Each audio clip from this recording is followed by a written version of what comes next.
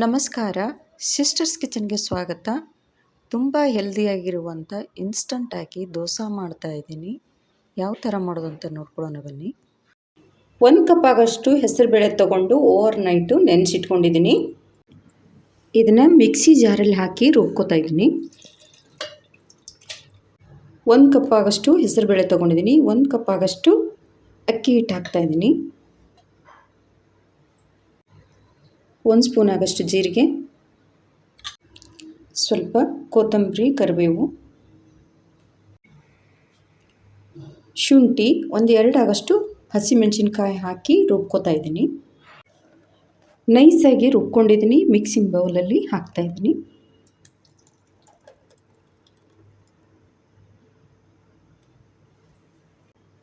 Mixie ಜಾರಲ್ಲಿ ಹಾಕಿ 1 cup ಆಗೋಷ್ಟು ನೀರನ್ನು ಹಾಕ್ತಾಯಿದ್ದೀನಿ.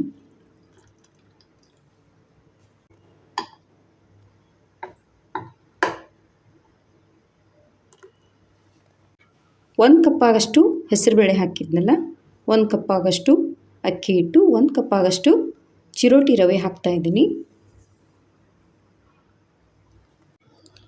ರುಚಿಗೆ ತಕ್ಕಷ್ಟು ಉಪ್ಪು ಹಾಕ್ತಾಯಿದ್ದೀನಿ. ಇದನ್ನೆಲ್ಲ ನೀಟಾಗಿ ಮಿಕ್ಸ್ ಮಾಡ್ಕೊತಾ ಇದ್ದೀನಿ.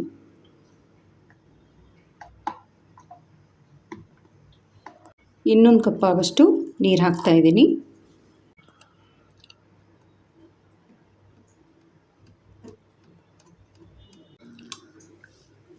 ತುಂಬ ತೆಳುನೂ ಆಗಬಾರ್ದು, ಗಟ್ಟಿನೂ ಆಗಬಾರ್ದು. ದೋಸೆ ಹದಕ್ಕೆ ಬಂದರೆ ಸಾಕು. ಇವಾಗ ನಾನು ಇದನ್ನು ಅರ್ಧ ಗಂಟೆ ರೆಸ್ಟ್ ಮಾಡೋಕ್ಕೆ ಬಿಡ್ತಾಯಿದ್ದೀನಿ. ಅರ್ಧ ಗಂಟೆ ನೆನೆಯಕ್ಕೆ ಬಿಟ್ಟಿದ್ನಲ್ಲ, ನೆನೆದಿದೆ ನೋಡಿ.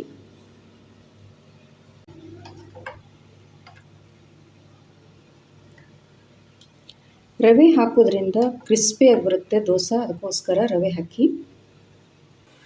ಸ್ಟವ್ ಮೇಲೆ ಹಂಚಿಟ್ಟಿದ್ದೀನಿ, ಬಿಸಿಯಾಗಿದೆ ನೋಡಿ. ಸ್ವಲ್ಪ ಎಣ್ಣೆನ ಹಚ್ಚಿ ಸವರ್ತಾ ಇದ್ದೀನಿ.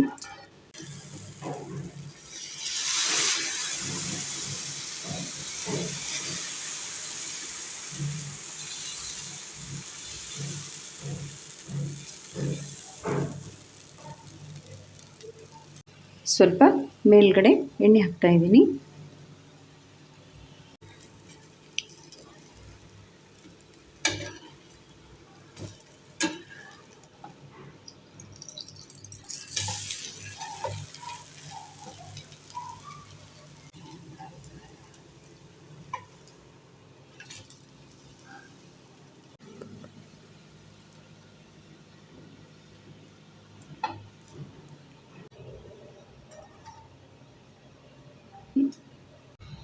ಎರಡು ಸೈಡು ದೋಸೆ ತುಂಬ ಚೆನ್ನಾಗಿ ಬೇದಿದೆ.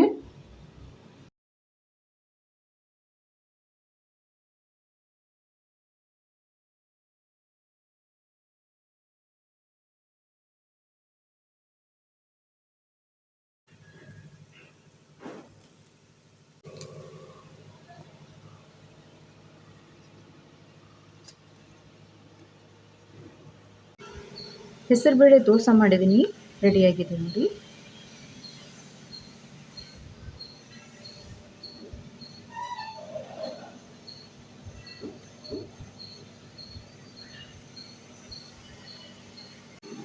ತುಂಬ ಚೆನ್ನಾಗಿ ಬಂದಿದೆ. ನೀವೊಂದ್ಸಲ ಟ್ರೈ ಮಾಡಿ.